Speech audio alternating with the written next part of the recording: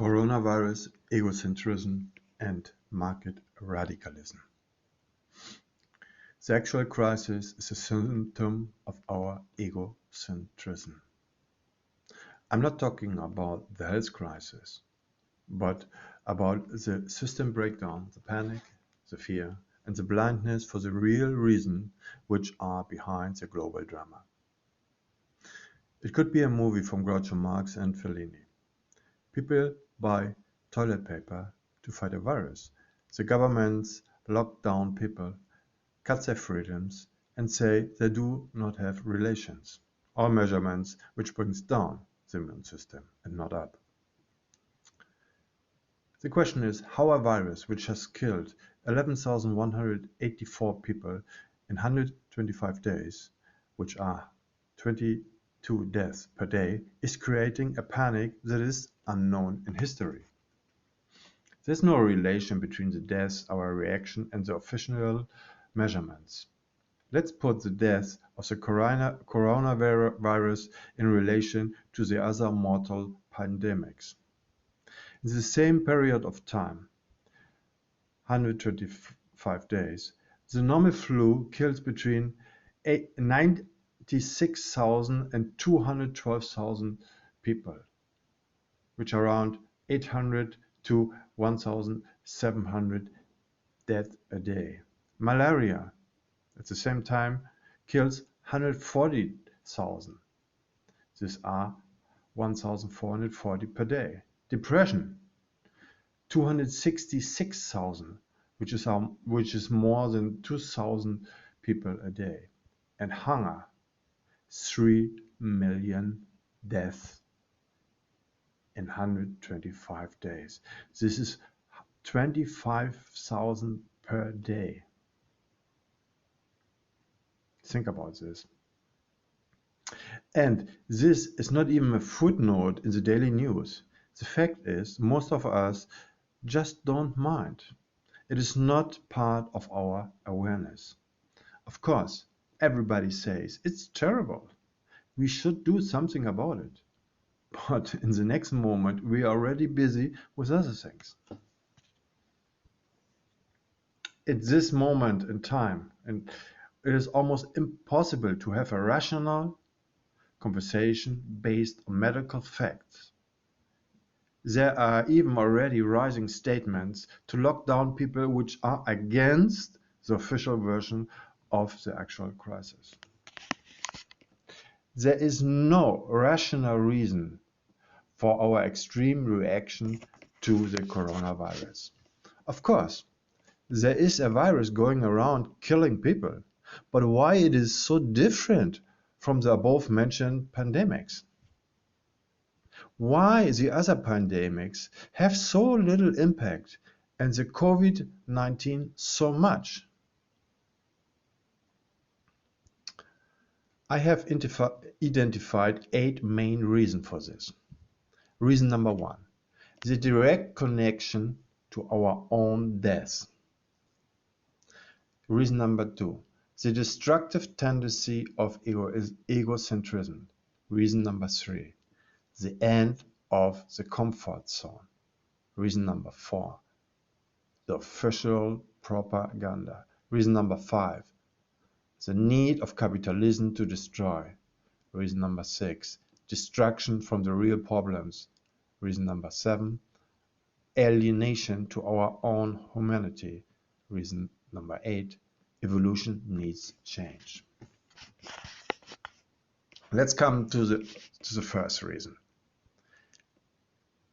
The direct connection to our own deaths. The coronavirus can reach everybody. Nobody is saved. It is not a far-out possibility, which has nothing to do with us. We all know what a flu is. And the coronavirus, the COVID-19, is a mutation of a flu virus. Death is a great enemy in our culture. Even when we are obsessed with it, we ignore our own death almost completely. It is not part of our everyday life set. The sudden option that it can be around at every corner blows away the repression structure for our own deaths and the ones we love. Reason number 2. The destructive tendency of egocentrism. The egocentrism mindset has a strong tendency toward destruction. This tendency is well documented and most known in the explication of Sigmund Freud, Der Todestrieb, death drive. There is a universal tendency to destroy which is essential for evolution.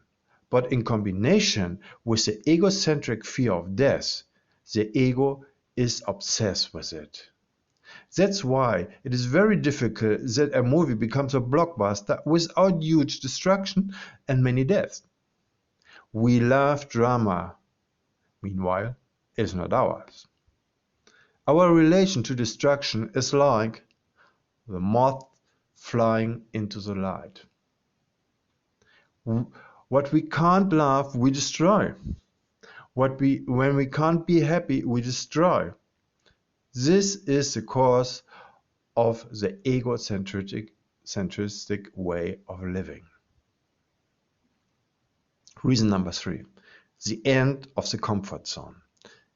The end of the Western comfort zone. Even when the politics of austerity, the cuts of social structure, the congelation of salaries, and some more uncomfortable happenings had reduced our standards of living, most of us are still living in the comfort zone of Western societies. But this had come to an end. The reality of most of the people in the world, that death is part of the everyday living, had come to our protected society, and it hit us like a rock. The dream that we can consume without major interruption was replaced with the shutdown of the economic system and the lockdowns of whole states. Now we know everything can come to an end in every given moment. Reason number 4. The official propaganda. Propaganda is information that is used to influence and manipulate people. There are certain groups of interest creating a manipulation structure to obtain a specific result and to control people. Today, the word propaganda is replaced by advertising and engineering of sense. The ruling class in every system has a primary interest to keep people in fear and create separations between people. The actual ruling class are 1% of the world's population, which are representing this system of market capitalism.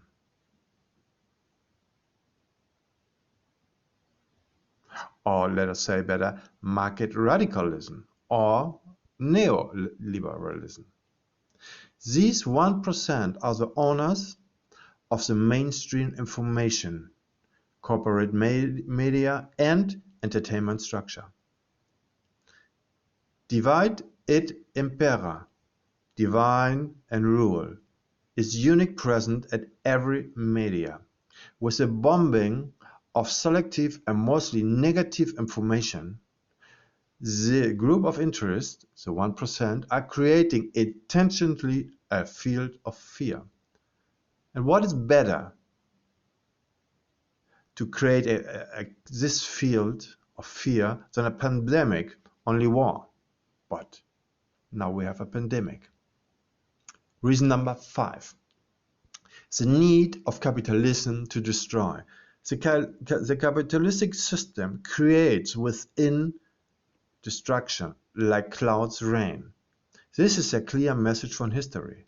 To prove this, we have only to study the history of the United States. The actual crisis provides massive destruction. And after destruction, we can build up again. The circle of capitalism. Reason number 6. Distraction from the real problems.